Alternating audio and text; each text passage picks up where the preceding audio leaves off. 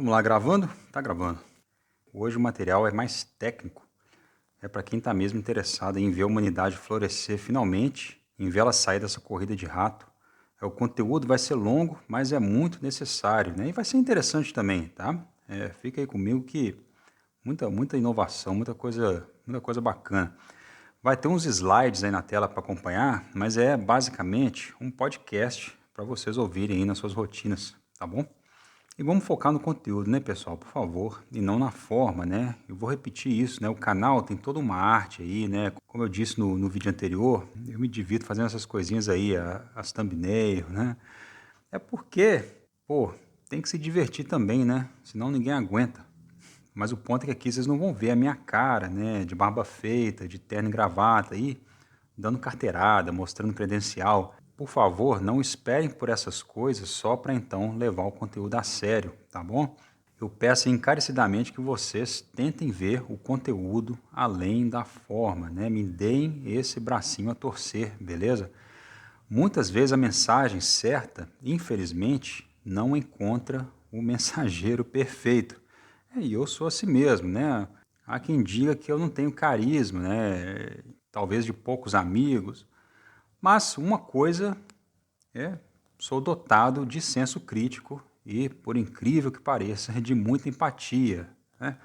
Essa empatia que às vezes machuca até, né? Que faz a gente se importar além da conta com o mundo que não se importa com a gente, mas que é a força motriz no fim das contas, né? Esse amor profundo pela humanidade, né? Pelo planeta. Mas beleza, empatia nos move, mas também não podemos ficar usando a política como terapia, né? A gente tem que usar a racionalidade para buscar soluções e não ficar correndo atrás da coisa simplesmente pela emoção e elevando o líder X, o partido Y, como se fosse um esporte, né? Aliás, chega a ser engraçado, na verdade injusto, né? Que a maioria das pessoas aí tomando a frente, né, que monopolizam a atenção do público de fato, na verdade são quem tem esse carisma, né? Mas de onde nasce esse carisma, né? Infelizmente, na maioria das vezes, nasce do perfil narcisista, desse tal do charme superficial. Então, na maioria das vezes, quem está aí se candidatando, né, vote em mim, eu sou o seu salvador. Na verdade, ele está pouco se fudendo para o coletivo. Mas é isso aí, então. O que importa mesmo é o senso crítico.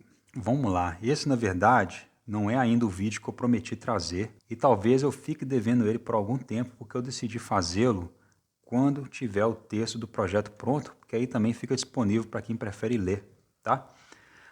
Mas é uma etapa também mais para o futuro que não vem tanto ao caso ser aprofundada agora, né, com tanta água aí para passar debaixo da ponte. Mas, em todo caso, já está aí pensada, elaborada e, de qualquer maneira, não quer dizer que este vídeo aqui seja menos importante. Muito pelo contrário, ele é igualmente importante. Porque para a gente prosseguir com os detalhes técnicos da expansão da Universidade Cooperativa, primeiro a gente tem que entender melhor as mecânicas, né, as dinâmicas, as ferramentas, a estrutura produtiva de um modo geral dessa nossa rede de cooperativas. E como dito anteriormente, eu me baseio aí no coletivo integral, né, o Integral Collective, do meu amigo Peter Joseph. Basicamente, o que eu concebi ao longo dos anos é essencialmente o mesmo, né? Adicionando aí alguma nuance, mas, claro, de forma muito rudimentar, porque é completamente fora da minha alçada. Então, estou aí abraçando todos os detalhes técnicos que o coletivo integral está trazendo, porque o meu foco aqui é essa estratégia institucional, né? Criar esse catalisador, justamente porque a lei vigente permite, também porque se alinha com a agenda do governo Lula, né? Todos esses fatores, de fato, viriam a acelerar essa nossa fuga do sistema de mercado que está aí destruindo o mundo. Então, a apresentação do projeto da Universidade Cooperativa como modelo de transição ao pós-capitalismo vai ter esses 3 vídeos técnicos básicos em caráter consultativo, tá? O primeiro já foi, que é esse aqui que eu estou pondo na tela, que estabelece a via jurídica, né? E o vídeo presente vai estabelecer o sistema econômico, né? A governança interna, né? As ferramentas. E mais para frente vai ter esse terceiro vídeo, como prometido, que trata dos mecanismos de transição mediados pelo Estado. E aí tudo nesse formato mais podcast, né? E aí vocês entenderão por que a gente precisa ir além e urgentemente, né? A China aí não está mostrando o caminho não, tá, gente? Sinto muito. Sei que rola aí um certo fetiche com a China, né? Aliás, por mais que eu tenha críticas aí ao Gustavo Machado, né, nisso eu concordo com ele 100%, a menos que a China tenha aí um plano secreto de destruir o capitalismo, né? Uma vez tendo derrotado a hegemonia ocidental. Mas tudo indica que a China só pretende continuar praticando um capitalismo ao seu modo, com características chinesas. Que me prove o contrário, tá? Mas o ponto, não podemos ficar esperando de braços cruzados, né? A China está aí tentando melhorar as condições de trabalho, despoluindo o ambiente, tá? Mas isso não quer dizer tanto quanto parece, tá? A poluição na China é de um nível que vocês não têm ideia. Porque a poluição vai muito além do que os olhos veem, né? Não é só plástico flutuando no rio, é metais pesados no solo, né? Químicos na água. A China é muito poluída, gente, muito. Como eu vou mostrar num dos próximos vídeos aí, uma vez praticando a economia de mercado, mesmo dessa forma mais diluída, né, a chamada economia mista, que também iremos ver no fim das contas, esse conceito de misto não vale porcaria nenhuma, né? Tudo se contamina pela lógica do mercado. Você, então, não tem como trazer melhorias além de um certo patamar dentro desse sistema. E o mesmo vale para a qualidade de vida, né? A China está aí tentando acabar com a escala de 669, de 72 horas semanais. No fim das contas, com muito custo, ela vai no máximo descer isso aí para uma escala 6 por 1, tá? Isso não é avanço nenhum, tá, gente? É avanço para eles lá que exploraram ao extremo, né, os próprios trabalhadores, né? Mas escala 5 por 2 não deveria ser vista como conquista. Isso nunca foi normal. Em nenhum outro momento histórico se trabalhou tanto. Só no período do liberalismo, né, do capitalismo, é que tivemos isso aí. Nem os escravos de antigamente, eu falo antigamente porque hoje aí com o liberalismo dominando o mundo, ainda existem 50 milhões de escravos no mundo, né? Mas deixa para lá, né? Nem os escravos lá, 300 anos atrás, trabalhavam tanto quanto hoje na escala 5 por 2, que a gente está achando uma maravilha, né? A ética tradicional do trabalho, né, que o Max Weber trabalhou a fundo, né, que chamava a ética católica, né, ela sempre foi de valorizar o tempo livre, né? O Tomás de Aquino mesmo. Então, assim, desde quando o ser humano surgiu, há 200, 300 mil anos atrás, até bem recentemente, 2, 3 séculos atrás, ninguém trabalhava mais que 20 horas semanais, tá? Muitas vezes nem 10 horas semanais. Então não é à toa que a gente vive estressado. Os regimes de trabalho estabelecidos aí pela era industrial são simplesmente incompatíveis com a nossa constituição biopsíquica. A gente se adapta a ele mais ou menos, né? Desenvolvendo aí doenças cardiovasculares, né? Mas a realidade fisiológica é que a gente necessita de muito mais tempo livre, né? De descanso de verdade, né? Que no passado era usado para curtir a vida, o que não deixa de ser produtivo, né? Era uma produtividade em outras esferas, né? Em outros círculos sociais, né? Fazer música, né? Eventos culturais, cuidar melhor dos filhos, filosofar, contemplar a natureza, meditar, né? Fazer arte. A própria ciência, né, gente, se desenvolveu desse tempo livre, né? Não é à toa que o regime acadêmico de educação universitária é idealizado, né, para que o aluno tenha um dia a dia mais arejado, para estimular o pensamento. E aí a gente tem que se perguntar, né? A cada nova tecnologia que surge aí, vem com ela a promessa do aumento da produtividade. Beleza. E de fato, a produtividade humana cresceu exponencialmente desde a Revolução Industrial. Mas tem uma segunda promessa que vem junto, e muitas vezes explicitamente, e essas tecnologias de aumento de produtividade nos darão mais tempo livre, né? Mais tempo de lazer. Quantas vezes a gente já ouviu isso aí, né? Mas aí chega 2026 e cadê esse tempo livre? A gente está cada vez mais na correria. Já não basta um dos pais trabalharem, você precisa de ambos gerando renda para viver com o mínimo de conforto. Enquanto isso, os nossos filhos seguem aí sem cuidado, sem atenção que necessitam para se tornarem adultos dotados de suas plenas capacidades, né? Muito pelo contrário, né? Isso cria lares abusivos, né? Cria a negligência também, né? Que é outra forma de abuso, né? Não é o abuso na sua forma violenta, mas é um abuso também, né? E é o que eu digo sempre, né? Martelo sempre isso aí. O abuso doméstico reduz a capacidade cognitiva das crianças, né? Tanto se fala do QI médio do brasileiro ser baixo, né? Mas pouco se fala da causa desse QI baixo. É um quadro complexo, mas o fator de maior peso disparado é a violência doméstica, né? Ela causa dano cerebral equivalente a derrame mesmo, né? São milhões de crianças que se tornam adultas com a sua capacidade cognitiva severamente reduzida, e aí entra também na questão do trauma generacional, né? Porque a criança que sofre abuso muito provavelmente se tornará um adulto abusivo. E de onde nasce todo esse abuso, né? A negligência, né? Na imensa maioria das vezes, é exatamente daí, da pobreza, da carência, da opressão econômica, que é um subproduto inevitável da economia de mercado, assim como o vício, entre outros comportamentos destrutivos.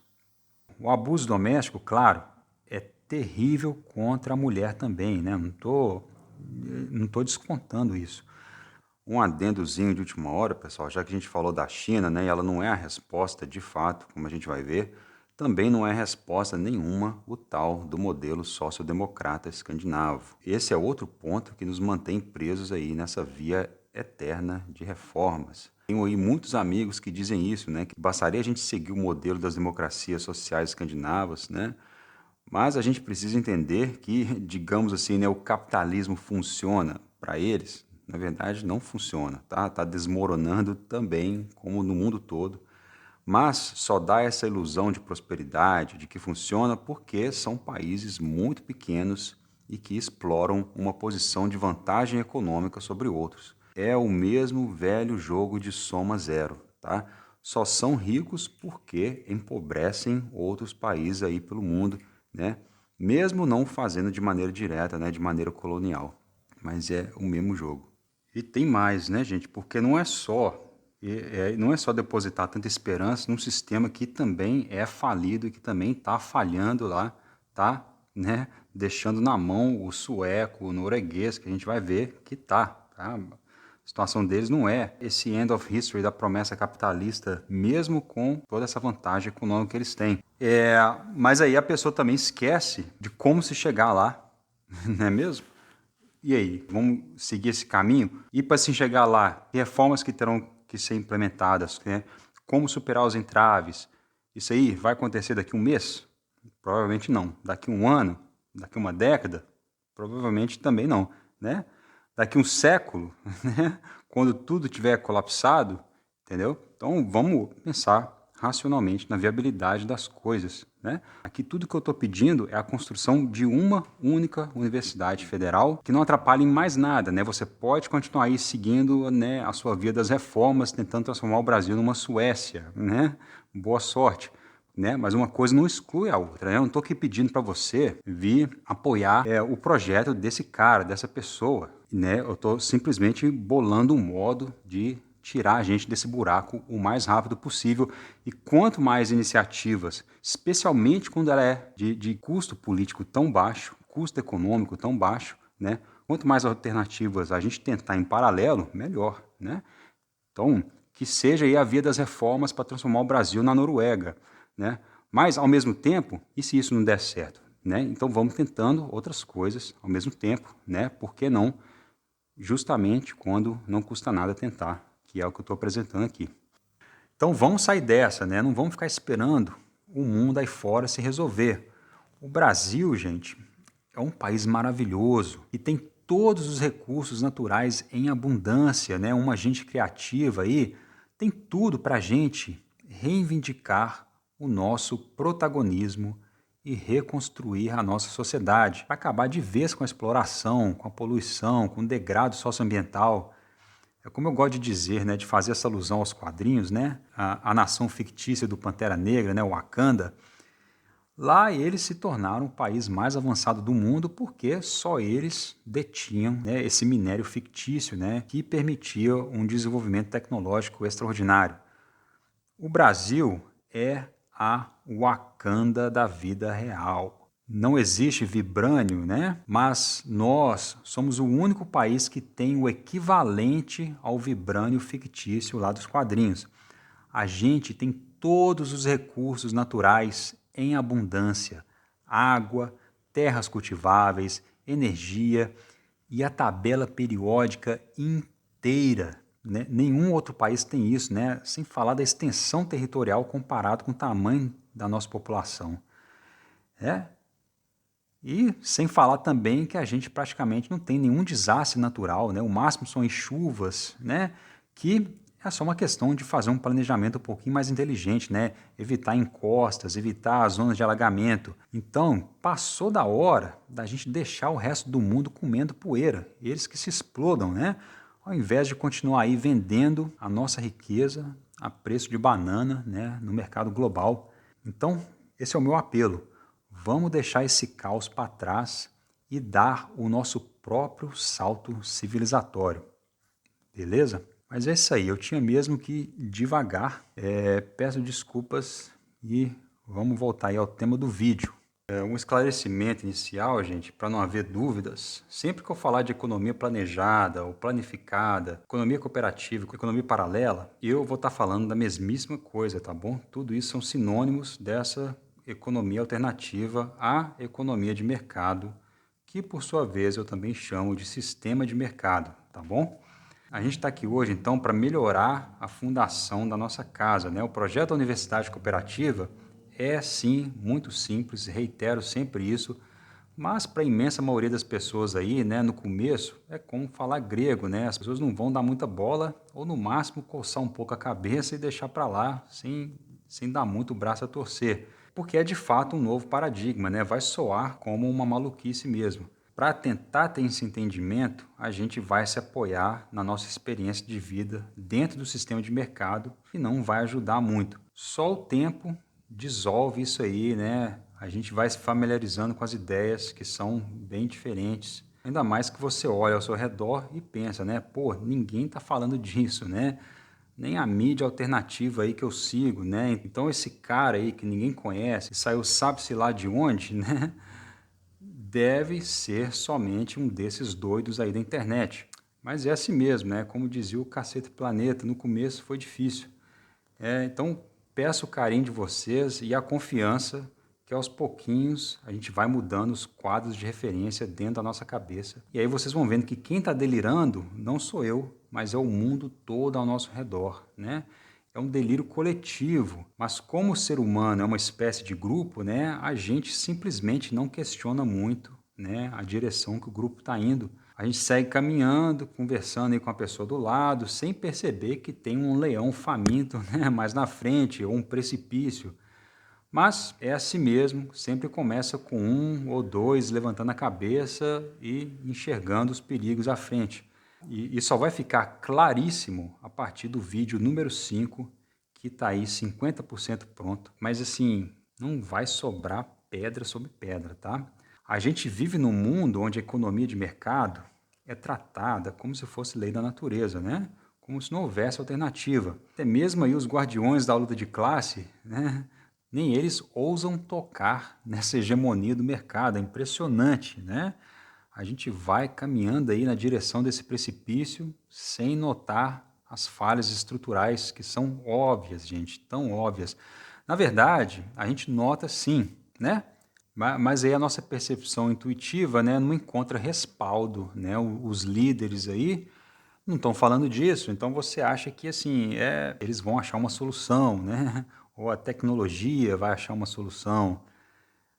Não vai, tá? A biosfera continua aí indo para o saco por causa, né, dessas falhas, né?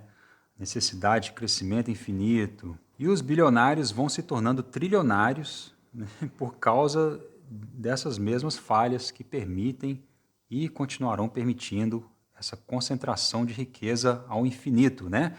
primeiro bilionário surgiu há 100 anos atrás, né? Agora você imagina. Então, assim, daqui a 1000 anos vai ser um quadrilionário, podem esperar, tá? Mas a verdade é que o mercado é uma invenção humana, né? Com aí cerca de 5.000 anos de idade. E, como toda invenção humana, ele tem limitações estruturais. Não estou falando de problemas morais ou de corrupção, né? São as falhas de arquitetura mesmo, tá? Que vão aí causar externalização de custos ecológicos, né? Necessidade de crescimento contínuo, essa desigualdade estrutural e uma incapacidade fundamental de calcular o real valor das coisas. Aí você vai dizer, né? Não, os preços das mercadorias refletem o custo da extração da matéria-prima, da sua transformação, da mão de obra, etc e tal.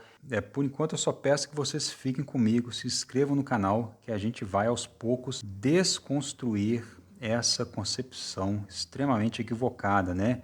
Que isso aí não passa de teoria abstrata em livro-texto de macroeconomia. Não é assim que funciona na vida real. E sem falar das pequenas distorções, né, que vão se acumulando aí na tentativa nossa de cada dia, né, de cada pequeno comerciante de tentar fechar a conta, né, questão de sobrevivência mesmo, que leva ele a essa obsessão em cortar custos, que naturalmente leva à fraude, leva à exploração, né, e que se dane o consumidor, que se dane o meio ambiente, desde que ele não seja pego por essa enorme malha regulatória, né, que vai continuar crescendo ao infinito também, porque os problemas derivados da economia de mercado continuarão se multiplicando ao infinito. Então a malha regulatória tem que expandir ao infinito para tentar, né, desse jogo de gato e rato sem fim.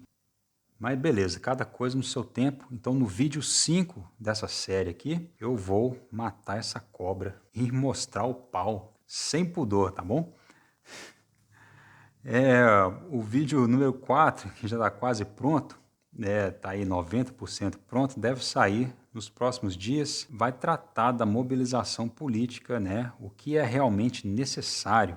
E vocês vão ver que não precisa que metade da população brasileira se inscreva aqui no canal, né? A gente aqui só precisa de mais 10, mais 20 pessoas para me ajudar aí a contatar os influenciadores, né, que estão aí com uma audiência já consolidada. E daí o processo vai se desenrolar naturalmente. Então vamos lá, é preciso abordar alguns fundamentos aí, questões essenciais. Como eu disse antes, para não ter que reinventar a roda, né, mesmo porque é completamente fora da minha alçada, a UCF vai fazer o uso dos 5 sistemas estabelecidos pelo coletivo integral, talvez com alguma nuance aí, que é um modelo muito ambicioso, mas que vocês verão aí que é também muito intuitivo e pragmático. Então aqui essencialmente abordamos a questão econômica propriamente dita e da governança, né? Questão econômica, não a pseudociência da macroeconomia, mas economia no seu significado original, que é a gestão do lar. Economia planejada é simplesmente isso, tá, gente? Você sabe que recursos estão disponíveis através de um inventário, e utiliza o método apropriado para transformar esses recursos nas coisas que você precisa, ou seja, nos bens, nos serviços, que irão se traduzir em qualidade de vida, mas claro, de maneira que você se assegure que não faltarão recursos no dia de amanhã. É simples assim. A economia planejada, ela olha diretamente para a necessidade, né? Ela não mira o crescimento da economia, né? Que aí vai desencadear, se Deus quiser, né, benefícios para a sociedade. Então aqui a gente não está tratando de utopia, não é um sonho de um mundo perfeito onde todos se amam. É simplesmente uma arquitetura de transição para uma realidade que não seja autodestrutiva. É um sistema projetado para começar pequeno, crescer gradualmente e vai substituindo funções econômicas específicas onde o mercado falha, e a gente vai ver que o mercado falha em quase tudo, tá? Ter o último iPhone, né, ter um carro bacana não é evidência da eficiência da economia de mercado, tá? A gente vai ver que a real eficiência da economia de mercado é maximizar os ganhos privados, né? E é essa mesma eficiência que gera o rompimento da barragem, que gera a descarga de lixo tóxico no rio, que cria o crime organizado, né, um empreendimento de sucesso. A gente vai ver que a lógica de mercado é o que está por trás dessas mazelas todas aí, esses problemas que não terminam. Então, é um sistema novo, criado, projetado para crescer por atração e não por imposição, né? As pessoas aderem porque ele funciona melhor e não porque são forçadas. E aí entra a UCF, que é esse fator catalisador, né, para esse processo todo. Em vez de começar com pequenos grupos de ajuda mútua, né, que é o que o modelo integral está propondo, a UCF já tem a massa crítica, né, já tem legitimidade institucional e talvez o mais importante, já tem infraestrutura que, como eu disse antes, para iniciativas da sociedade civil se torna um obstáculo muito grande, né? Isso significa que a gente pode acelerar essa transição, que normalmente levaria 30, 50 anos, no caso do coletivo integral, para cerca de 15 ou menos, talvez 10 anos. E vocês vão ver aí que eu não estou sendo simplesmente otimista, mas realista. Vai me acompanhando aí. Então vamos lá. O que é o Integral Collective, o coletivo integral? Estamos finalmente começando a apresentação, gente. Vamos começar com o básico. O que é, então, o projeto do Peter Joseph, né? Que é uma proposta de sistema econômico que substitui, né? E aqui a gente vai focar nos 5 subsistemas que a gente vai usar o interno da Universidade Cooperativa. Então, é uma proposta de sistema econômico que substitui tanto os mercados quanto o controle estatal centralizado por uma arquitetura distribuída de cooperativas autogeridas, muito semelhante ao que o Salvador Allende estava, né, implementando lá no Chile antes de ser assassinado pela CIA. E aquela coisa, né, gente, tem que criar coragem aí para peitar, né, os tubarões aí, né? É preciso coragem para a gente tomar as rédeas do próprio destino, né? E quando eu digo substitui, não quero dizer uma abolição por decreto. Isso quer dizer simplesmente que esse novo sistema torna o antigo sistema obsoleto por funcionar melhor. Então, o integral é pós-monetário, mas não quer dizer que não tenha contabilidade. Simplesmente significa que não tem dinheiro, não tem reais, dólares circulando dentro do sistema. Não tem preços, não tem lucro, não tem acumulação de capital. Ele tem, ao contrário, os créditos de tempo, que são registros de contribuição e não ativos financeiros. O integral é cooperativo no sentido de que os meios de produção são nossos, do cidadão, né, do povo brasileiro, e não de acionistas, de patrões, não tem hierarquias de comando, e é um sistema federado que significa que ele não tem um centro, não tem um governo integral, né, que decide tudo. São simplesmente nós, autônomos, né, comunidades, fábricas, bairros, cidades, que operam de forma independente, mas que se conectam através de protocolos compartilhados. É como a internet, né? Cada servidor é autônomo, mas todos falam a mesma língua, né? É bem assim mesmo. O objetivo final do integral não é essa abundância infinita, né? Isso é um mito, né, usado para tirar aí credibilidade de qualquer proposta de transcender o capitalismo, né? Ah, você está sendo um ingênuo, né?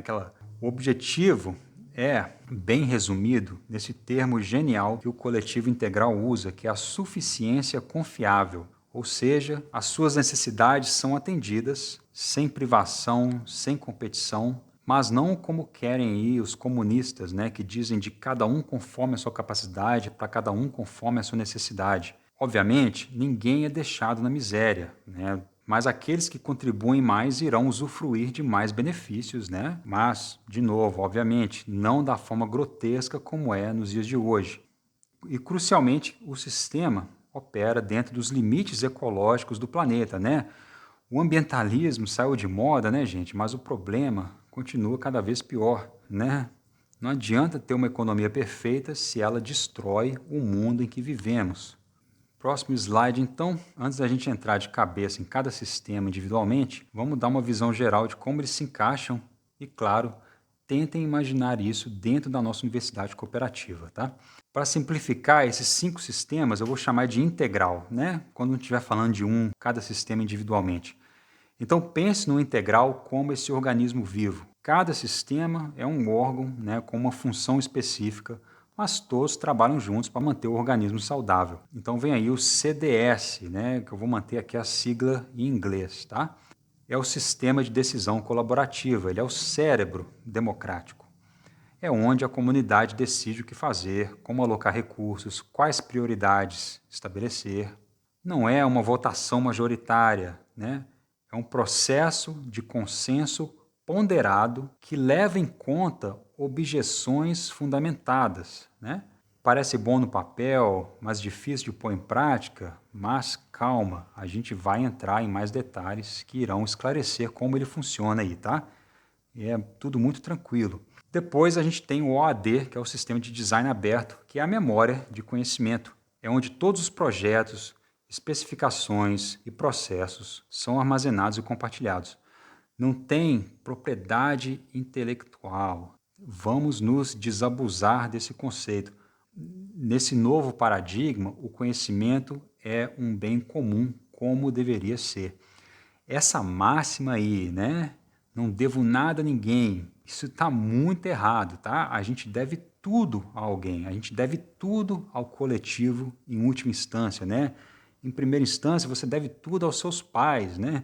Você abandona uma criança e deixa ela crescer junto aos cães, né? Como de fato já aconteceu, tem registros históricos disso aí. Ela vai aprender a ser um cão. Ela não vai magicamente sequer aprender a andar como uma pessoa, que dirá falar, pensar, né? Criar tecnologia.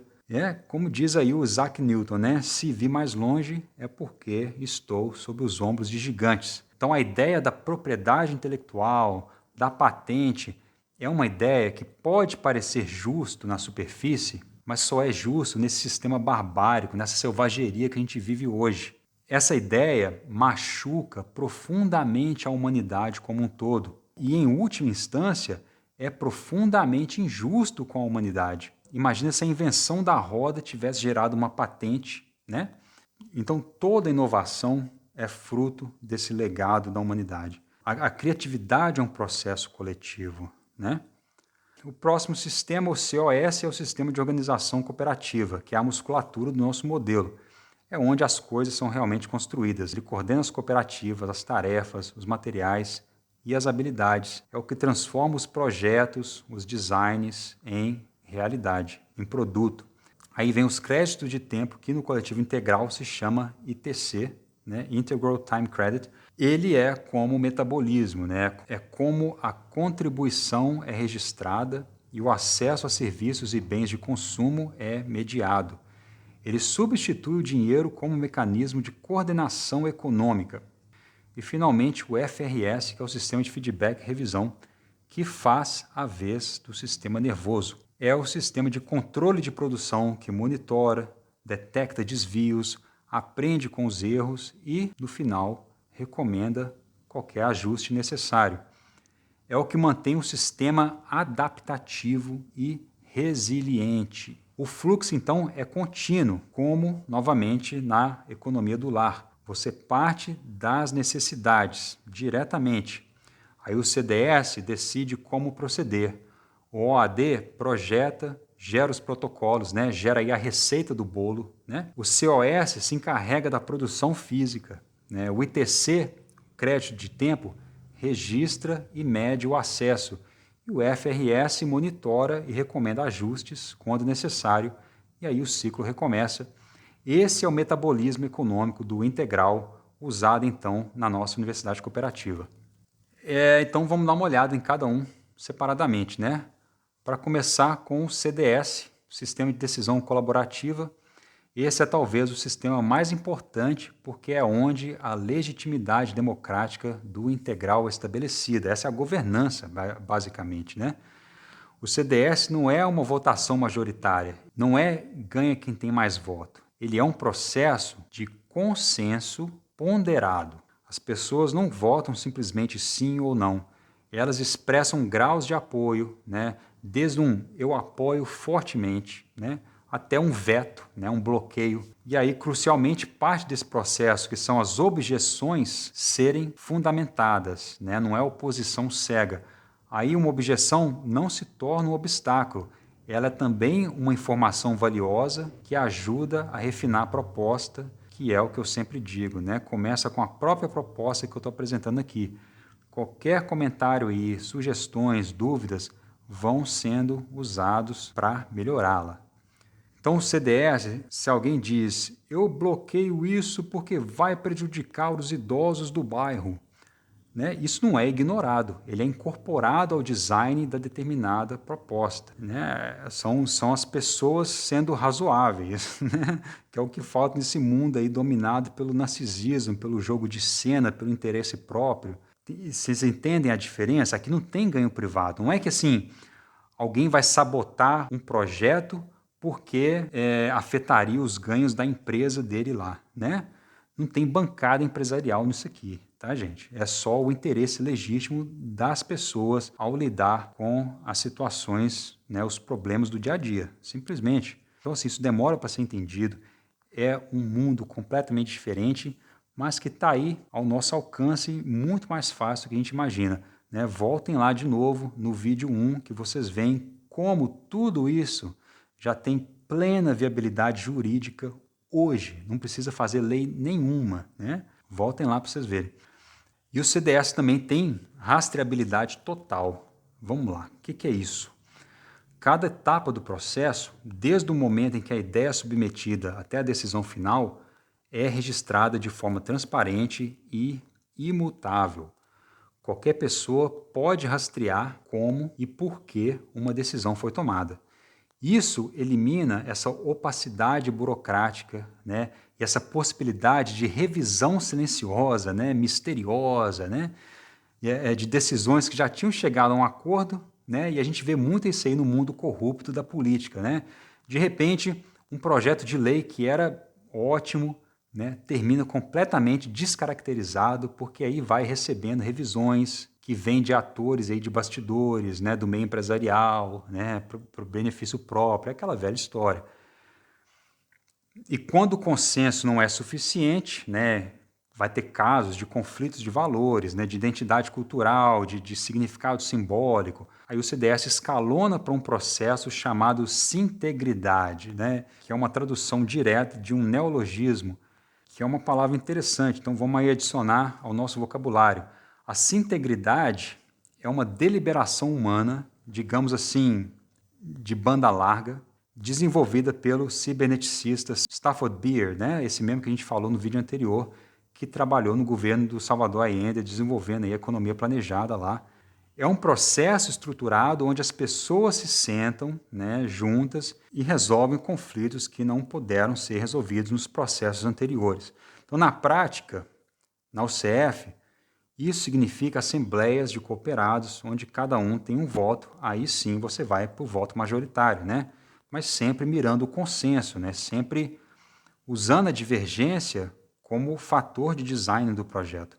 Então isso fica como último recurso a um determinado impasse, e aí é uma pessoa, um voto mesmo, né? Democracia direta. Então esse processo resulta na eleição de um gestor para aquele determinado projeto, por voto direto, e esses gestores podem ser destituídos a qualquer momento pela Assembleia também. Então tem vários sistemas de recall, né? Então todas as decisões sobre produção, alocação de recursos e mão de obra, e decisões sobre normas e tudo mais, são tomadas assim, democraticamente, né? Não tem chefe, não tem protótipo de ditador nesse sistema, tá? Não tem político de carreira, né? O sistema simplesmente não permite esse tipo de função por default, né? Por cláusula pétrea. É basicamente o fim da classe política, né? Você quer preservar a classe política, você tem seu político de estimação, sinto muito, né? Você que não tem, tá aí. OAD, então, Sistema de Design Aberto. Esse é o sistema que substitui a propriedade intelectual por um commons, né? Eu não consegui achar uma tradução boa para essa palavra, que é basicamente um repositório comum e global de conhecimento, mas é um pouco além disso. No mundo do mercado, aí, o conhecimento é proprietário, né? É de propriedade de alguém, patentes, segredos comerciais, direitos autorais. A realidade é que tudo isso existe para criar escassez artificial e assim extrair renda, né? Porque é só assim que você extrai renda disso. No integral, né, no nosso novo modelo socioeconômico, o conhecimento é tratado como um bem comum e continuamente melhorado. Não é como o que temos hoje, dezenas de companhias farmacêuticas competindo para quem vai desenvolver a droga X, para ver quem vai gerar a patente primeiro. Não, você combina todos esses esforços fragmentados em um único projeto de colaboração. Eu que já passei pela área de pesquisa médica, vi muito isso na prática. Quando as instituições colaboram entre si, os resultados são alcançados muito mais rápido. Mas o OAD não é apenas um repositório de projetos, ele é um organismo de design vivo. Vai lá, uma ideia entra no sistema através de uma submissão estruturada. Ela então é refinada colaborativamente em um espaço de trabalho onde vários usuários podem, né, editar, fazer anotações, propor mudanças. Quem é da área de pesquisa e acadêmica ou qualquer outra, deixa aí nos comentários, né? Essas pessoas sabem como isso funciona na prática, mais ainda, né? Quem está aí no GitHub, né?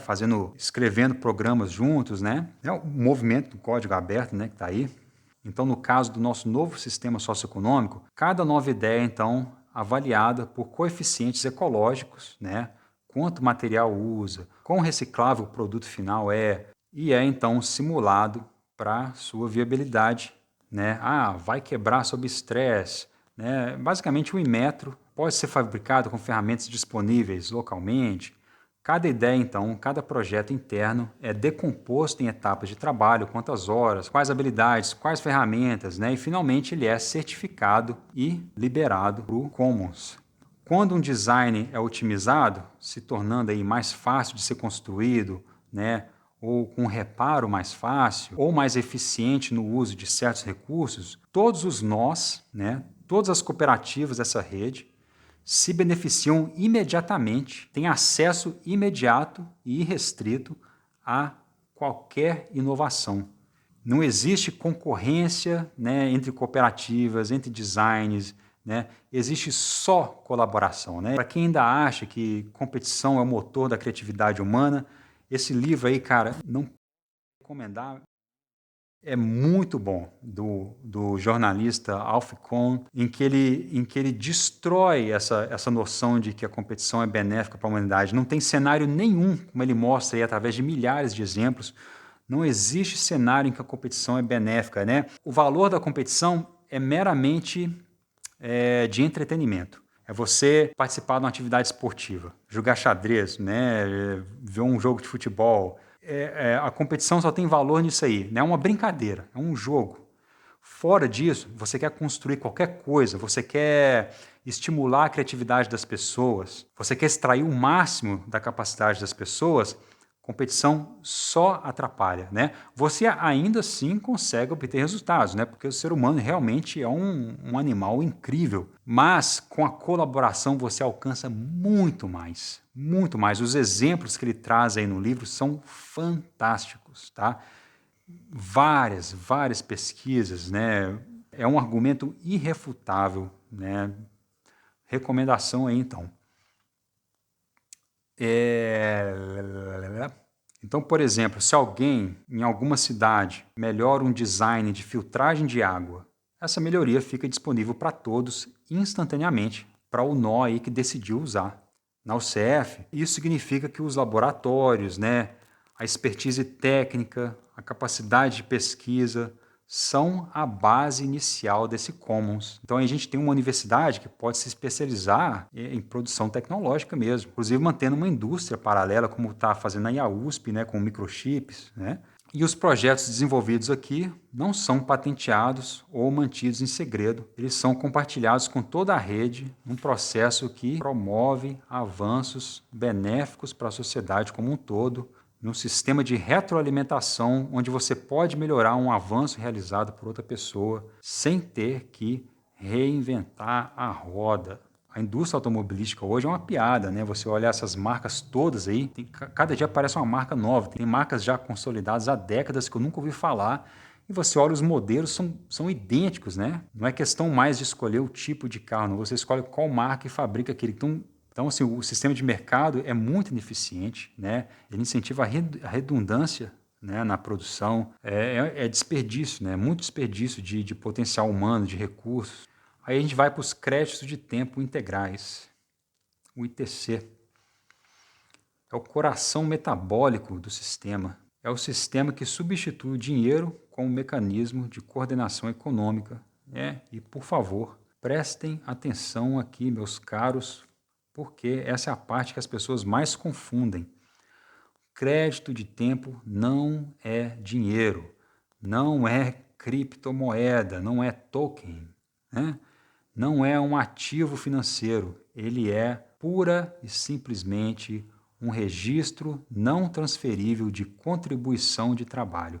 Cada hora trabalhada gera créditos, né? Os créditos não podem ser transferidos para outra pessoa, né? Não podem ser vendidos, não podem ser acumulados para especulação financeira, né? Não geram juros. Eles são extintos no momento em que são usados. Quando você acessa um bem ou serviço, os créditos desaparecem. Eles não são pagos a alguém, né? Eles não geram caixa. Eles são simplesmente registros de que você contribuiu e agora está acessando o produto do trabalho coletivo. Ele se torna um ponto de dado anônimo para determinar futuras produções, só, né? Eu expliquei aí no vídeo 1, né, com o exemplo do pão de queijo. Mas beleza, como que o sistema então determina quantos créditos um determinado bem custa, né? Quanto que um pão de queijo vai custar? Não é por oferta e demanda, é por um processo de valoração cibernética que integra 3 sinais. Vamos lá. Primeiro, aí vem o sinal de trabalho, ou seja, as horas reais de trabalho incorporados naquilo ali, ponderadas por habilidade, por dificuldade, por urgência, por capacidade individual. Segundo, é o sinal ecológico, né? Que material e em que quantidade e quanta energia foram incorporados, qual é a reciclabilidade daquilo ali, a toxicidade, o impacto ambiental. E terceiro, é o sinal de justiça, ou seja, qual é a necessidade desse bem de consumo, qual é a disponibilidade, o acesso equitativo. Se um design melhora e o trabalho necessário para produzir um determinado bem cai, né, precisa de menos pessoas, menos horas, né, a quantidade de trabalho necessária diminui, o custo em créditos naturalmente cai. Né? Isso a gente vê bem já no sistema de mercado, beleza, fácil de entender. Se um material se torna escasso, o custo sobe ligeiramente, beleza. Né? Também, sistema de mercado, né, às vezes tem um pouquinho de lógica também, né? Mas aí você percebe a inversão de valores, né? Se um bem é essencial para a vida, ele tem um piso de acesso garantido. Isso é a valoração baseada na realidade, né? Não na especulação. Né? Vai lá na terra do livre mercado, né, nos Estados Unidos, e olha o preço da insulina. Isso é só um exemplo. O sistema sanitário estadunidense é um show de horrores, e justamente porque é o que mais está à mercê do sistema de mercado, né? É o mais baseado no sistema de mercado. Não é coincidência. Na OCF, o trabalho na cooperativa gera créditos, os créditos dão acesso a bens e serviços e o acesso extingue os créditos. Sem dinheiro interno, sem especulação, sem acumulação, de novo, não tem nada a ver com moeda fiduciária, criptomoeda, token. Olha, a gente se confunde, eu me confundi sabe, muitos continuarão se confundindo por um bom tempo, não é por falta de inteligência, né? É uma ficha realmente difícil de cair porque crescemos esse sistema monetário que pode parecer intuitivo, mas é mero hábito. O que o sistema planejado propõe, que é realmente intuitivo e simples, se torna aquela coisa, né, difícil de explicar, né, que nem explicar o que é o tempo, né? O tempo é algo que está aí, que todos nós entendemos, né, por experiência, empiricamente. Mas se você pergunta para um físico para explicar teoricamente, nem os maiores físicos aí conseguem direito, né? Não sei se a analogia é muito boa, mas vamos lá. COS, Sistema de Organização Cooperativa, é onde o integral se torna real. Ele é o corpo cinético, né? A musculatura do organismo. Ele é o sistema que transforma designs em produtos reais, em serviços, em infraestrutura. O COS pega os designs certificados, né, lá do OAD, e transforma eles em planos de produção executáveis. Ele irá decompor cada design em etapas de trabalho, né? Corte, montagem, teste, embalagem. Ele vai identificar quais habilidades são necessárias para cada etapa e vai verificar se os materiais estão disponíveis, né? Primeiro internamente, depois apenas se necessário externamente ao ecossistema cooperativo, né? Mas aqui está a diferença crucial, que o COS não tem gerente, não tem ninguém dizendo você vai lá, faz isso, você vai lá e faz aquilo, né? Os cooperados vão ver as tarefas disponíveis, né? O que precisa ser feito, vão escolher aquilo que se alinham aí com as suas habilidades, o seu interesse, com a sua disponibilidade, né? E se comprometem publicamente com aquilo. Simplesmente, né? Você vai lá nessa lista de tarefas, né? No aplicativo ali, as tarefas que precisam ser feitas e quando, e você coloca lá o seu nome, né? Cooperativas de trabalho fazem isso o tempo todo. E aí as pessoas se organizam voluntariamente. Se uma habilidade é escassa, vai lá, precisamos de um neurocirurgião ou de alguém para coletar o lixo, né? O ITC sinaliza isso com um aumento de peso, uma maior remuneração, incentivando treinamento, né? Seja de longo ou de curto prazo. E aí, se um gargalo aparece, o COS detecta e o sistema vai se reequilibrando. E claro, né, o treinamento também gera a sua remuneração, né, porque é tempo que você dedica para a sua comunidade, para desenvolver habilidades úteis à comunidade. Então, o neurocirurgião que vai estudar aí 10 anos, passando aí por todos os processos seletivos, como é hoje mesmo, né? Não é qualquer um que vai chegar lá, vai ter que passar por toda, né? Vai ter que se formar, vai ter que fazer um mestrado, vai ter que fazer um doutorado, né? Mas vai demorar, mas mesmo assim é um percurso que recompensa mais, porque é uma função escassa na sociedade. Da mesma forma, um cara que vai limpar a latrina ali, como eu dei o exemplo, né? Aquela posição já é escassa por outros motivos, mas não por isso é menos valorizada, né? Ela é valorizada por outros motivos. Então, aquela pessoa que se dispõe a fazer o trabalho sujo, o trabalho que ninguém quer fazer, né? Perigoso, cansativo, né? Insalubre, que tem que ser feito por alguém, mas claro, nesse sistema a gente tem uma segurança no trabalho muito melhor, porque você não tem que ficar cortando custo, entendeu? Simplesmente você oferece as melhores condições de trabalho possíveis, não é o mercado que vai ficar decidindo isso, né? O ajudante de obra só pode ter esse nível de segurança, né? Você tem níveis de segurança mínimos, né? Porque passando dali a atividade fica muito cara, né? O preço do imóvel fica muito caro, ninguém vai contratar aquele serviço, né? Então o mercado pressiona para que a segurança no trabalho seja cada vez mais baixa, né? Para que ele fique cada vez mais precário. Nesse sistema a gente tem o oposto, porque você não tem mais o obstáculo do custo para fazer isso. Você tem simplesmente, não, temos recursos, é uma atividade importante, deve ser priorizada, vamos investir nela, né? E a pessoa que se dedica àquilo, uma atividade que pouca gente quer fazer, ela é naturalmente mais valorizada, né? Então é o exemplo que eu dei ali, né? Você vai ter um restaurante ali de comida francesa, você vai ver o neurocirurgião e o limpador de latrina jantando lado a lado, tendo mais acesso àquilo do que uma pessoa que escolheu um trabalho mais fácil, com menos escassez de mão de obra, entendeu? Me perdi.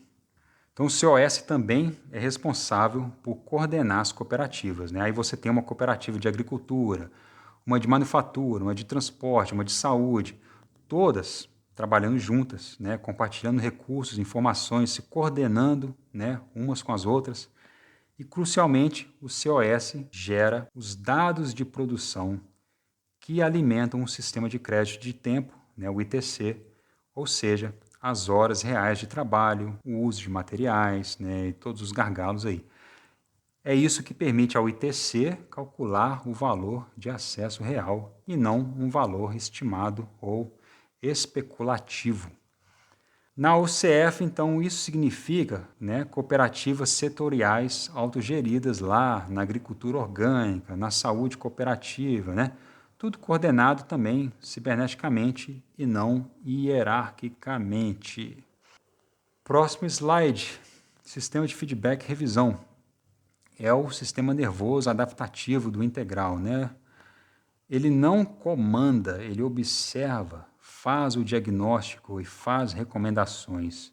É o que mantém o sistema aprendendo e se corrigindo continuamente. O FRS, né, coleta sinais de todos os sistemas, né, da produção, da ecologia, da justiça, né, dos riscos aí mais variados. Ele não espera, né, chegar um momento de crise para ser pego desprevenido, né?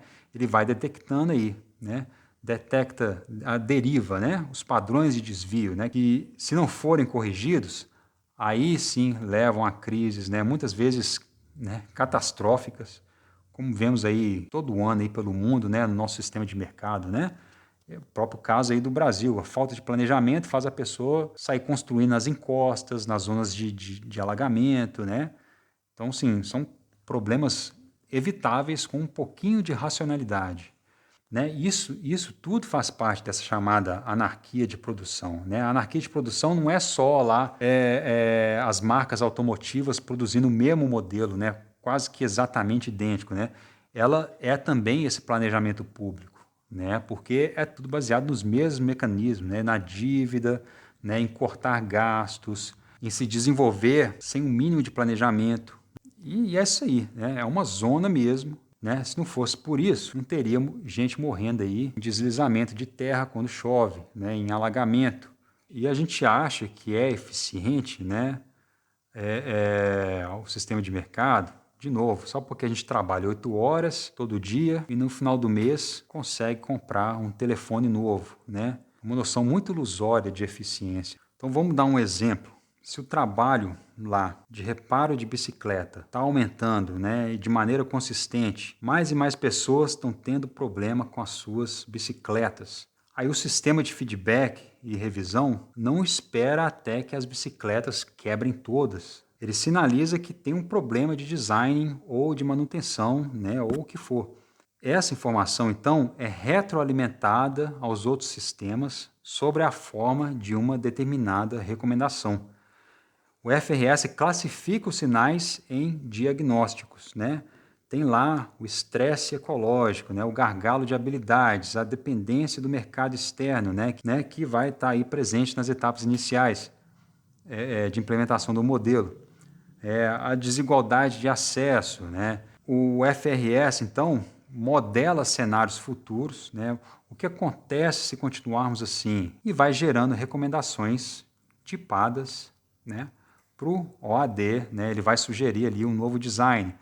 Para o COS, ele vai sugerir um ajuste de fluxo, né? Para o ITC, vai sugerir um ajuste de valoração. E para o CDS, vai sugerir uma revisão de política pública. Perceberam como é que é a coisa? Mas é aqui que está o ponto fundamental, que o FRS não executa nada, né? No mundo hoje, ele seria o poder executivo, né? Aqui não, ele apenas recomenda. A autoridade, né, a gestão permanece aí, ó, descentralizada, distribuída, né? O OAD é que vai decidir se refaz ou não o design, né? O COS é que vai decidir se ajusta ou não os fluxos, né? O ITC, por sua vez, né, o CDS, cada um independente. O FRS é aí apenas um conselheiro técnico e não o poder executivo, né, o tomador de decisão, entendeu? Ele mantém essa memória institucional, né? Ele garante que a gente não se esqueça o que funcionou e o que falhou, né? Se uma crise foi resolvida com uma determinada intervenção há 5 anos atrás, essa informação está disponível para informar decisões futuras. O integral, então, não fica aí como a gente faz hoje, repetindo os mesmos erros do passado, né? De novo, de novo, de novo. Na OCF, isso significa que a economia local tem um controle de qualidade contínuo, né? Até mesmo um controle de qualidade da ação política, né? Da elaboração das políticas públicas. Por que não? E é um controle de qualidade democrático. Então, os gargalos aí vão sendo detectados antes de se tornarem crises, né? E o sistema aprende com a experiência e vai melhorando tudo com o tempo. Então, agora que a gente entendeu cada sistema individualmente, a gente vai ver como eles trabalham juntos. Não são módulos separados, né? São um ciclo contínuo. E Imagine aí, então, que a comunidade decide que precisa de mais uma horta comunitária, né? Por exemplo. O processo, então, começa no CDS, alguém propõe a ideia, né? Aí a comunidade delibera, né? Mapeia as objeções, né? E chega a um consenso, né? A decisão, então, é tomada, né? Mas não chegou a decisão? Beleza, partimos para a votação, então, em maioria, que é a última instância, né? Não em primeira, como fazemos aí no processo que chamamos de democrático hoje, né? Isso preserva demais o tempo, né, e a atenção das pessoas, ao invés de prendê-las com questões aí que têm soluções óbvias, né? Isso é o que é a democracia direta e participativa na sua forma mais elegante, né, mais inteligente. Não deem ouvidos para quem diz que não funciona, né? Para quem diz que mas todo mundo vai votar em tudo, nossa, não vai dar certo isso. Não é assim que funciona, né? A democracia representativa fica aí, né, sendo aplaudida de pé, né, pela mídia oligárquica, né? Toda eleição vão lá, essa é a festa da democracia, né, gente? É porque os oligarcas por trás, né, por trás dos bastidores ali, sabem muito bem que é fachada, né? E é uma fachada perfeita para que eles continuem abusando das instituições públicas para o seu benefício próprio. Muito simples, né, gente? Mas beleza, voltando à nossa hortinha, essa decisão do CDS vai então para o OAD. Os designers aí interessados no projeto vão desenvolver o projeto da horta, né? Que tipo de solo, que tipo de irrigação, quais plantas. O design é então simulado, testado, otimizado e vai finalmente ser certificado. Então, o design certificado vai para o COS, né? As tarefas então são decompostas, os materiais são alocados, né? Os trabalhadores se voluntarizam e se organizam para fazer aquilo ali acontecer. E aí a horta sai do papel sem que nenhum centavo tenha sido usado para alocar recurso, né? Sem que nenhuma dívida tenha sido gerada, né? O trabalho, então, é registrado no ITC, cada hora de trabalho vira créditos. Quando a horta começa a produzir, os cooperados usam os seus créditos para acessar os alimentos. Os créditos, então, são extintos no uso, né? E o FRS vai, então, monitorar o desempenho da horta, né? Quanto que ela está produzindo, quanto o trabalho está exigindo, se o solo está saudável. Ele vai detectando se algo está errado, né? E vai recomendando ajustes. E o ciclo se repete, né? Recomeça, mas agora com os erros e com os acertos aí armazenados, né? Se acumulando para futuras decisões, sem que o CDS lá atrás tenha que mobilizar um montão de gente numa nova assembleia cada vez que uma santa horta for necessária, né? A gente vai aperfeiçoando esse processo e fica disponível, né, essa receita do bolo. Para deixar claro, a deliberação do CDS continua sendo vital, mas aí o processo vai ficando cada vez mais ágil, né? Mais eficiente, mais elegante e, consequentemente, vai dando mais tempo livre para as pessoas, né? Menos pessoas têm que se dedicar a esses processos. E cada iteração, né, cada ciclo, torna o sistema mais eficiente, né? O design melhora, o fluxo de trabalho se torna mais suave, né? Os créditos necessários para acessar aí os alimentos diminuem, né? Esse é o motor da pós-escassez, né? Do pós-capitalismo, ou seja, a cooperação, o design aberto e o feedback contínuo, né? Não é magia, né? Esse é o poder da cibernética, né? Uma ferramenta que está aí, como eu disse antes, né? Sendo usada pelas grandes empresas, né? A Amazon, mais notoriamente, só que para ganhos privados, né? A gente finalmente usa ela para melhorar a nossa qualidade de vida, para fortalecer a comunidade, para dar mais sentido à nossa existência nesse pequeno pontinho azul aí, viajando pelo universo. Aí vem uma pergunta técnica, mas fundamental, né? Como é que essa rede funciona realmente, né? A estrutura dela, né? O que sustenta isso tudo, né? Por exemplo, aí se a internet cair, né? Vamos lá, por partes, né? Primeiro, o holochain. A nossa economia planejada não usa aí o blockchain, né? Conforme já estudado e desenvolvido pelo coletivo integral. As tecnologias vão surgindo e a gente vai usando o que tem de melhor, mas o sistema não vai usar essa mineração computacional, né? Esse consenso global quanto ao valor, né? Ele não gasta essa energia à toa. Ele usa o holochain, que é uma arquitetura agente-centrista, onde cada participante mantém o seu próprio registro de ações.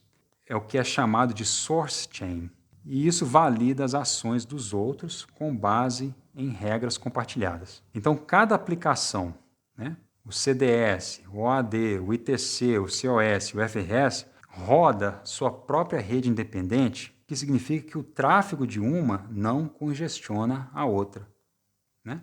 É como se cada sistema tivesse o seu próprio, digamos assim, nervo ali dedicado. O segundo é a estrutura física, né? No CyberSyn, lá do Allende, né? A rede era composta por 500 máquinas de telex conectadas a um único mainframe ali na capital, Santiago. Se o mainframe caía, né, o sistema inteiro parava, né? Um problemão. No integral não tem mainframe.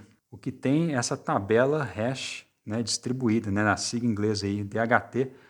Então os dados são replicados entre todos os participantes, né? Cada nó, assim, é autônomo. Não tem aquele ponto de falha, né? Essa parte é completamente fora da minha alçada, né?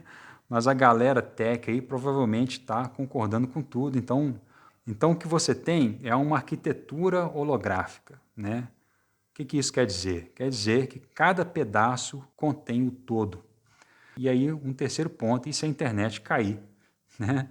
O integral é projetado para resiliência, né? Aí as aplicações são primariamente offline, funcionam localmente mesmo sem conexão.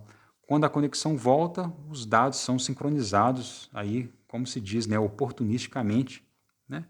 E caso seja necessário, vai ter lá as cooperativas de tecnologia que podem atuar como supernós, oferecendo um backup e suporte para a rede como um todo. Não tem, então, dependência, né, de grandes provedores ou servidores centrais. A palavra de ordem de todo esse projeto, do início ao fim, é a resiliência, né? Essa palavrinha tem estado aí na moda nos últimos anos, né, mas realmente precisa ser levada muito a sério por questões de sobrevivência, tá? Como eu disse outras vezes, né, no sistema de mercado, a gente caminha sobre a corda bamba o tempo inteiro, né? Um espirro lá do outro lado do mundo pode causar aí uma crise catastrófica. Então, em resumo, o holochain é essa medula espinhal, digamos assim, dos 5 sistemas do integral, né? Distribuído, resiliente e eficiente. Né? E como todo bom sistema nervoso, ele continua funcionando mesmo se alguns nervos aí forem danificados. E aí vamos chegando ao mãos à obra, né? Como é que a gente chega lá? Como que a gente sai de onde a gente está para esse sistema? A resposta é evolução, não é revolução, né? São as contradições da vida, né? Tem gente que vê pretensão em tudo e vai olhar para o nome do canal aí e ficar, né? Pô, que cara pretensioso, né? A gente tem que usar a linguagem que a maioria das pessoas usa, né? O processo é sim revolucionário, mas somente lá em última instância, né? Quando você chega lá na frente, né, e olha para trás. Mas a caminhada não é, né? A caminhada é suave, é um processo evolutivo, sem perturbações, sem virar a vida de ninguém de cabeça para baixo, né? Sem essa catarse coletiva, né? Essa guerra ideológica sem fim, né? Que cansa, né, cara? Cansa. A gente não precisa nada, né, desse sofrimento todo, de ficar berrando aí no megafone para mobilizar a classe trabalhadora, né? Eleger um partido de vanguarda. Que dirá de pegar em armas para depor o governo, né? Tem gente que ainda sonha com isso, né? Não precisa de nada disso, é só a gente dar o braço a torcer, né? E que eu vou mostrar no próximo vídeo, né? Essa linha do tempo, dessa nossa revolução, essa revolução, que vocês vão ver, basta que cada vez mais pessoas apoiem a ideia, mas não é esse número estratosférico de gente, não. Poucas pessoas mesmo, né? No melhor aí da filosofia da Margaret Mead aí, né, cara? Que é assim, tem que voltar sempre para essa frase célebre, que é muito verdadeira. Aí a ideia vai sendo tranquilamente implementada, né? Tranquilamente substituindo o velho paradigma, né? Com alegria, né? Com o entusiasmo de saber que a gente está construindo finalmente um mundo com muito mais significado.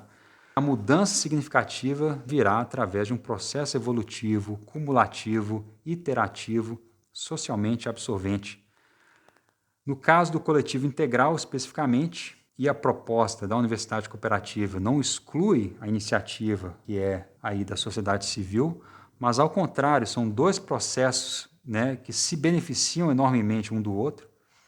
O integral, então, começa com esses protonós, ou seja, iniciativas informais que já existem nas comunidades hoje, né, os bancos de tempo, bibliotecas de ferramentas, hortas comunitárias, redes de cuidados, cooperativas de consumo, né?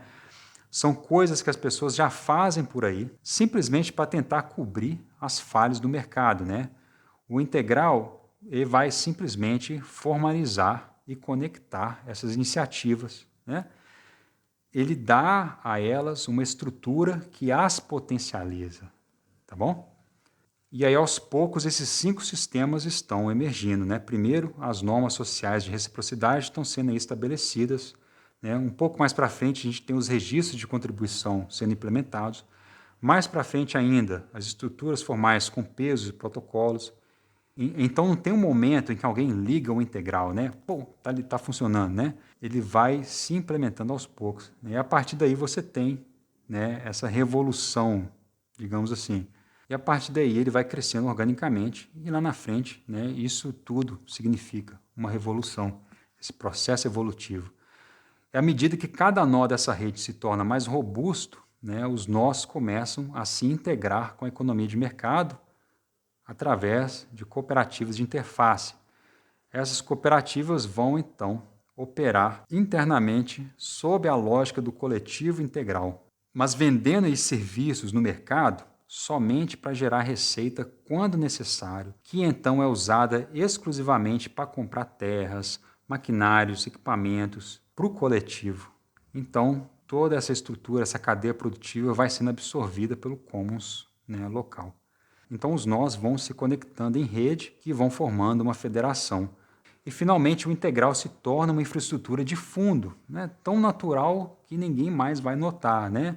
Ninguém mais vai enxergar ele como uma alternativa, né? Como aí a eletricidade, né? A internet, né? Você não pensa nessas coisas, você somente usa.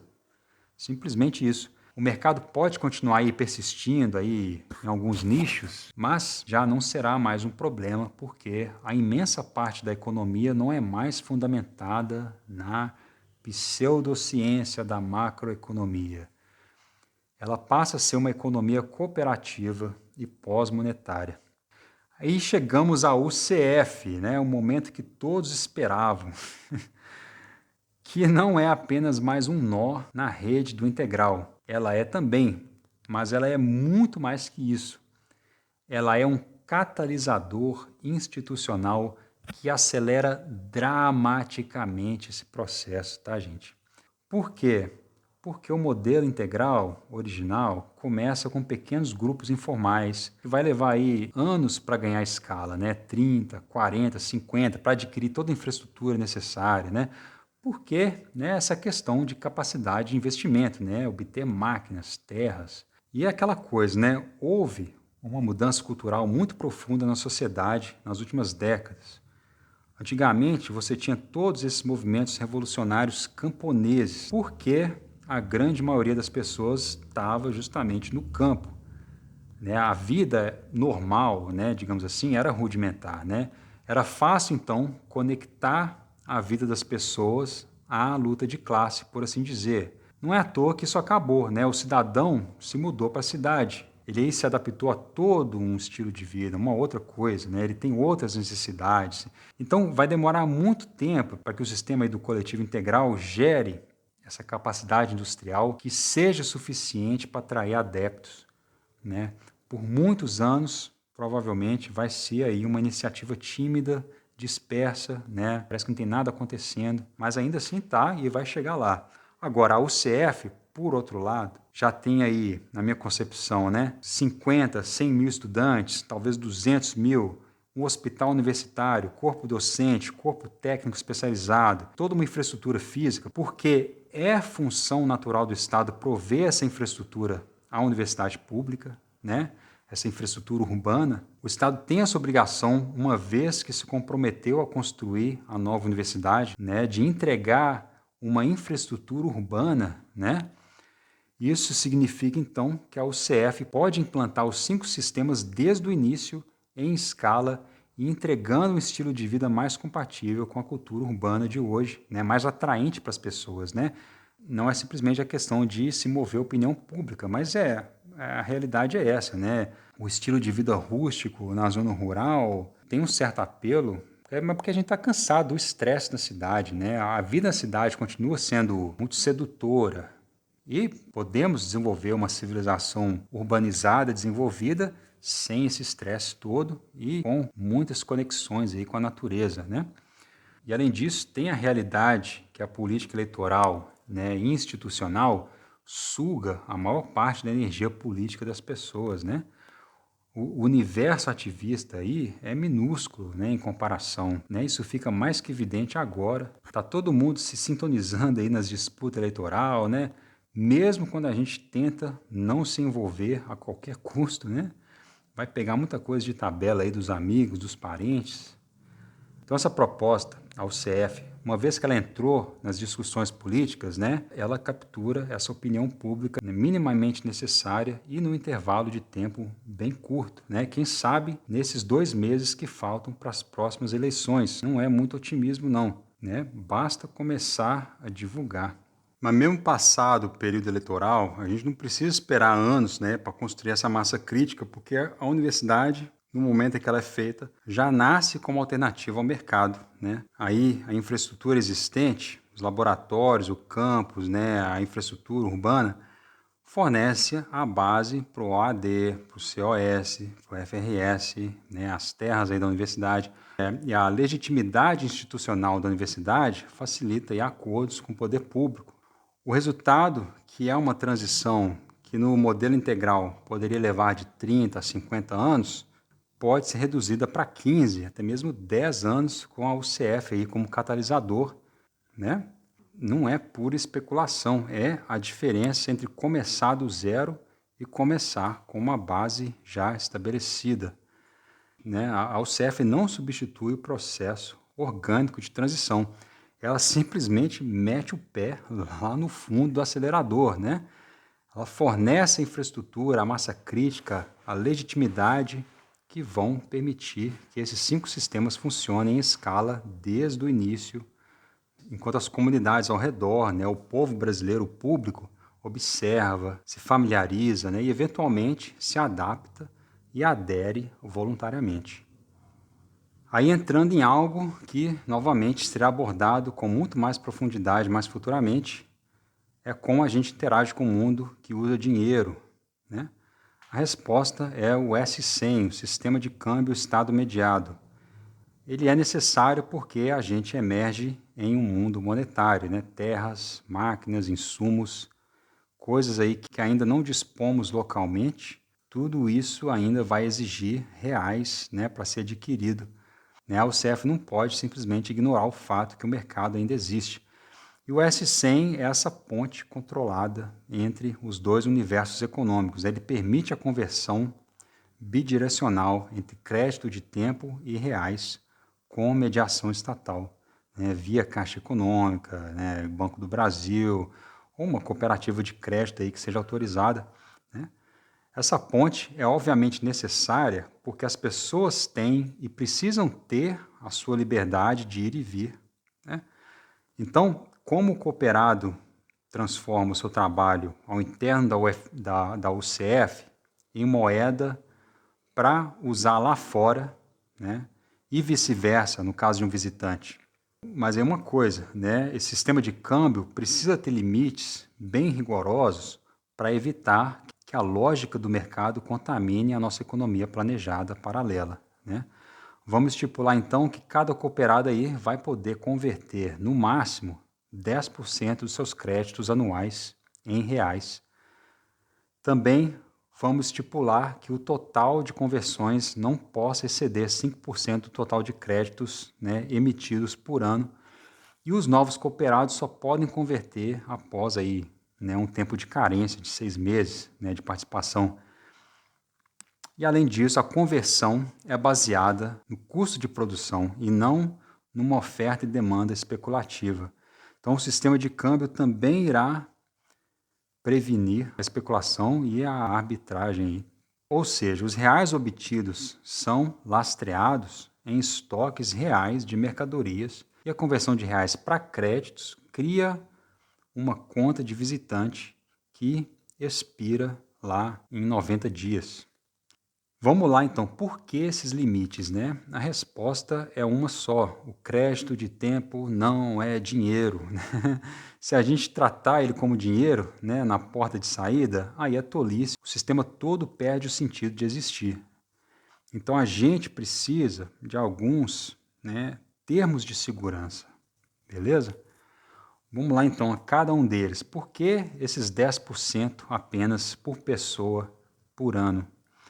Porque o crédito de tempo é um registro do trabalho que você fez.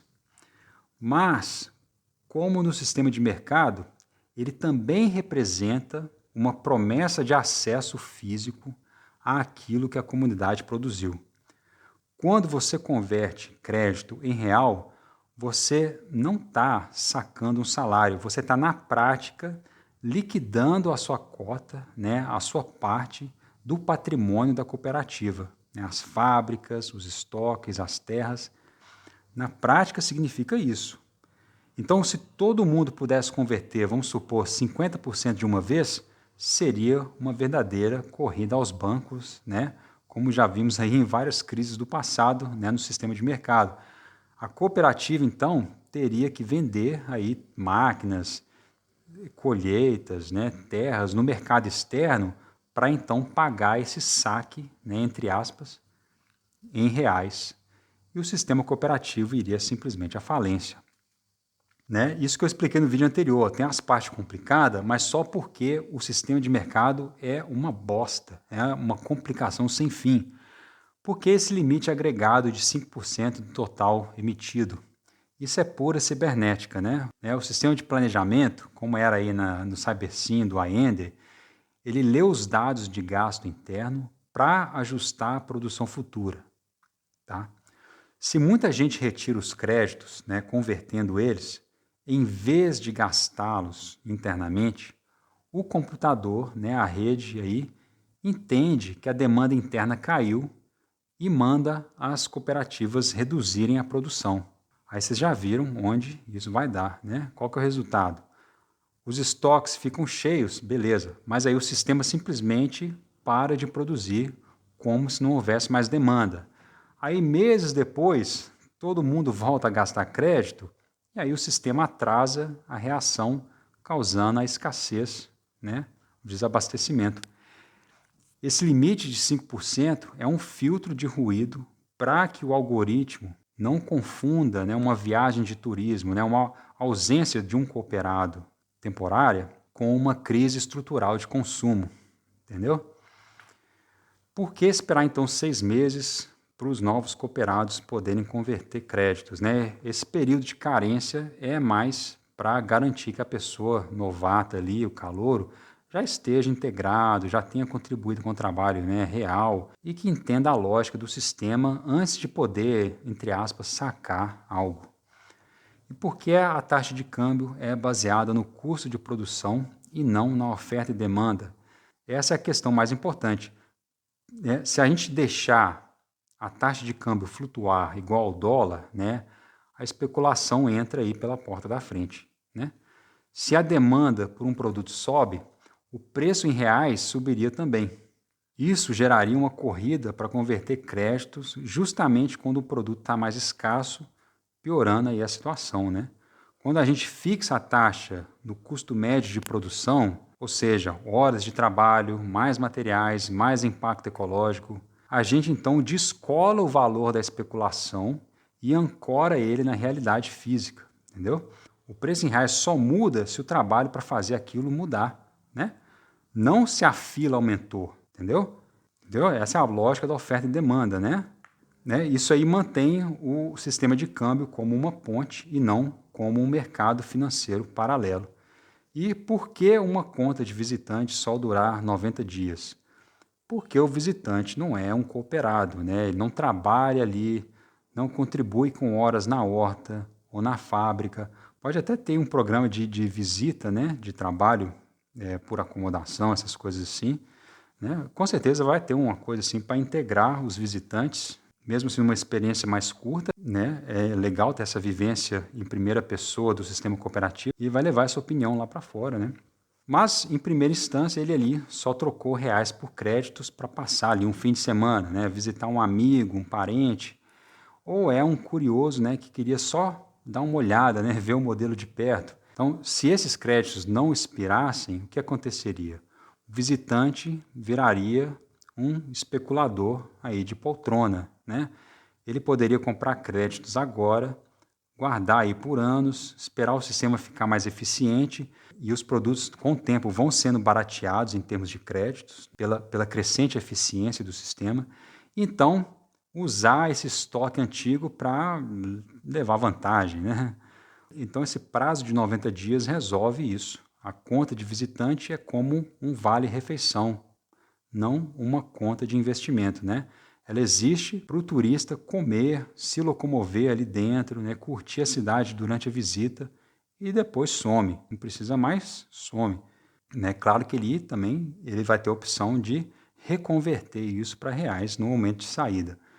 Então, se ele não usou tudo, devolve o que sobrou, aí com um pequeno desconto para cobrir, né, o custo da operação. E aí, beleza, sem acúmulo, sem especulação, né? E claro, não teria mercado paralelo de créditos porque eles são intransferíveis por design.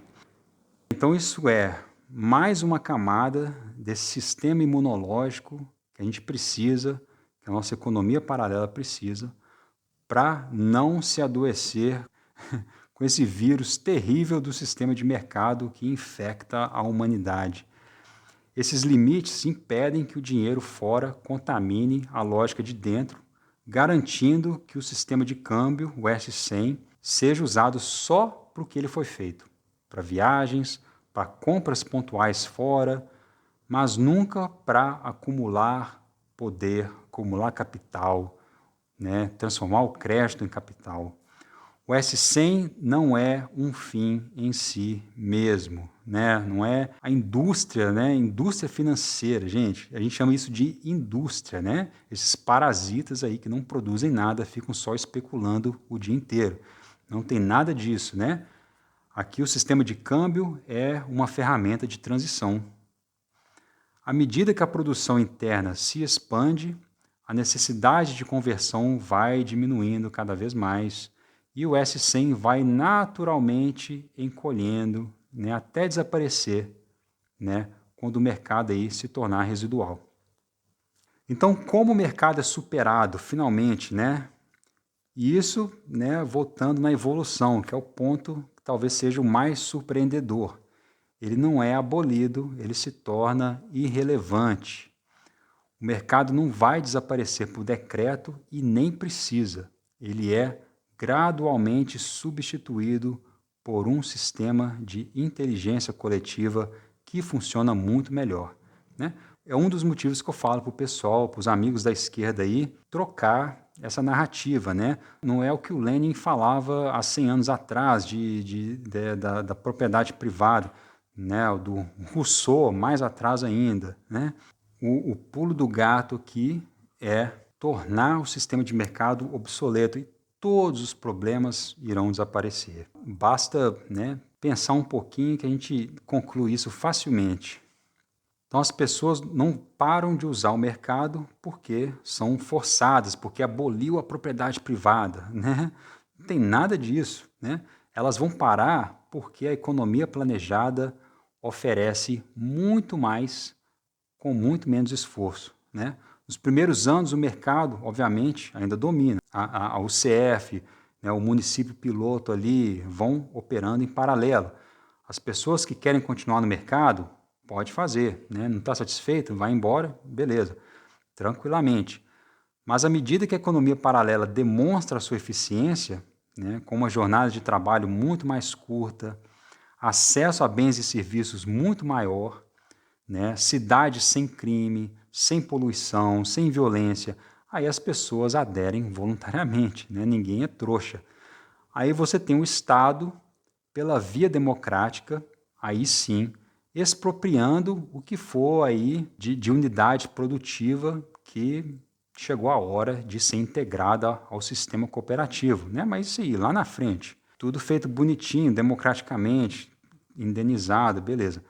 E ao mesmo tempo o integral, né? Como iniciativa da sociedade civil, à medida que cresce, com as suas cooperativas de interface, vai comprando também ativos do mercado, né? As terras, as máquinas aí que vão... E isso vai sendo absorvido no Commons, tá?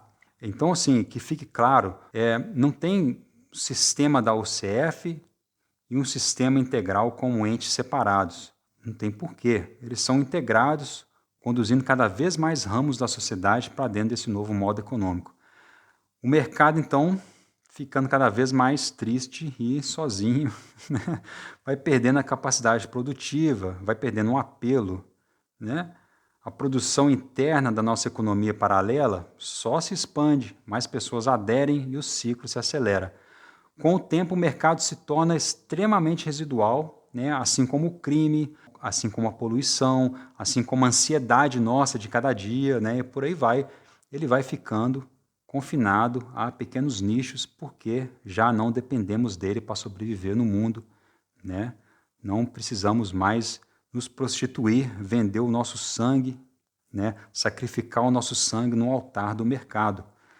A maioria da economia, então, passa a ser cooperativa e pós-monetária. E mais futuramente ainda, o mercado finalmente se torna, né, uma curiosidade histórica, né, uma triste curiosidade histórica.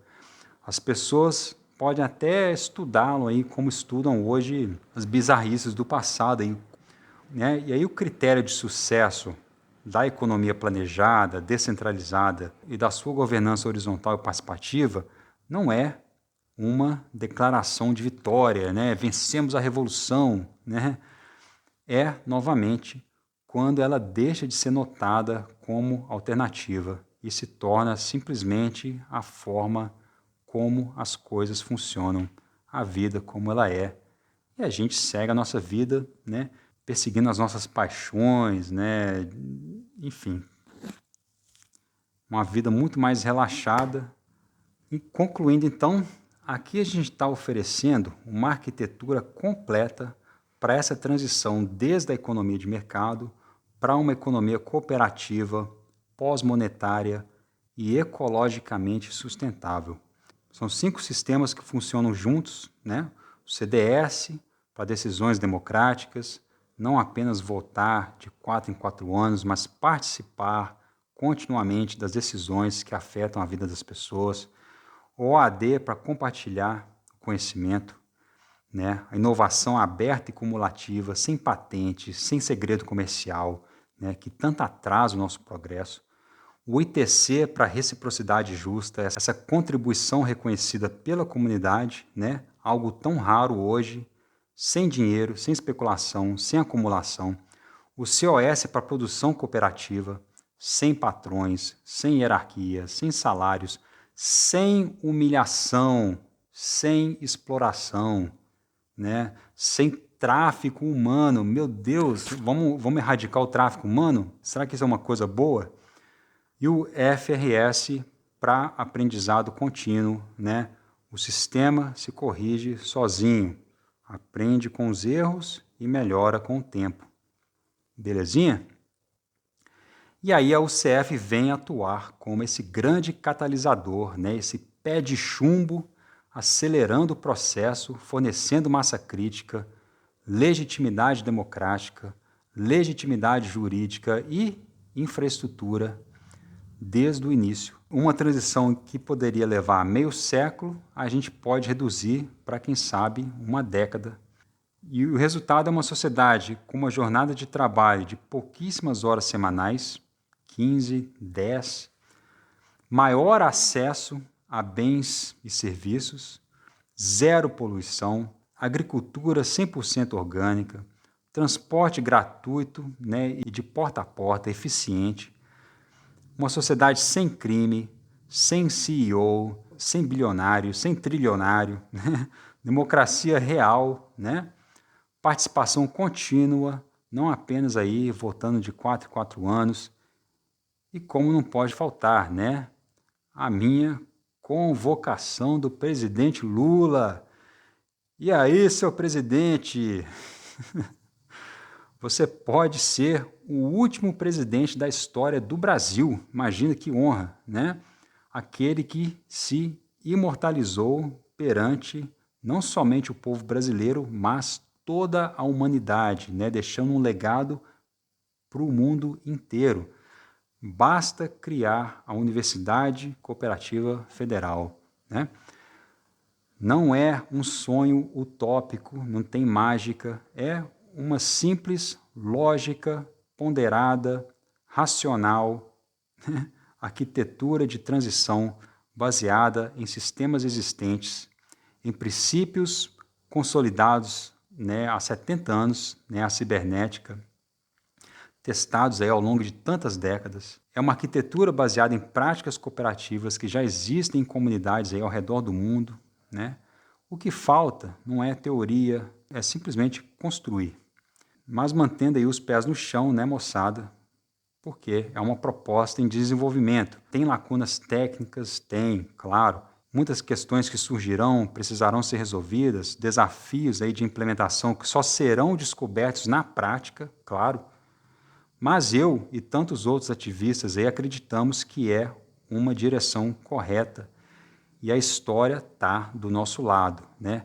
É uma alternativa viável a um sistema que está falhando em atender às necessidades humanas e ecológicas. Para aqueles que querem se aprofundar, o documento completo do Coletivo Integral está aí disponível no link que eu deixei na descrição. O plano de expansão da UCF está sendo escrito com mais cuidado, só para deixar a coisa mais bonitinha, mas não precisa esperar, tá? Aqui nesses vídeos já estou abordando praticamente tudo, né? O que falta aí é só essas etapas assim, bem mais futuras, né? De detalhamento aí do câmbio e tal.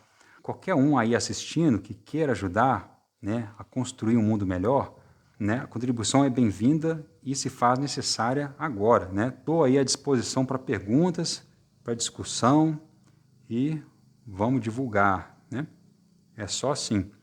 Aliás, o meu pedido não é, na verdade, ao presidente Lula, né? Infelizmente, ele não vai ver esse vídeo. O meu pedido é a você aí da poltrona. Compartilhe essas ideias, né? Eu sei que muitos de vocês estão meio assim, né? A proposta faz sentido, mas não sei se entendi bem, né? Pode ser que isso tudo aí seja um monte de bobagem, não entendo muito bem dessas coisas, né? Depois vão ficar rindo de mim. Olha, eu entendo, tá? E, na verdade, você pode me ajudar muito mais anonimamente. Manda aí para o seu influenciador favorito, né? Ninguém precisa saber disso. Isso já começaria a gerar o tão necessário debate público que se potencializaria ainda mais por se tratar de período de eleição. Aí, quando a discussão se tornar mais ampla, você vai começar a parar de duvidar. E para quem não tem vergonha, isso mesmo, manda aí para todo mundo, para os grupos de WhatsApp, para o tio de direita, quem quer que seja, né? Que a gente não perca mais tempo e coloque as cartas logo nessa mesa. Obrigado e até a próxima. I am out here for you. You don't know what it's like to be me out here for you. It is an up at dawn, pride-swallowing siege that I will never fully tell you about, okay? Just, God, help me. Help me, Rod. Help me. Help you.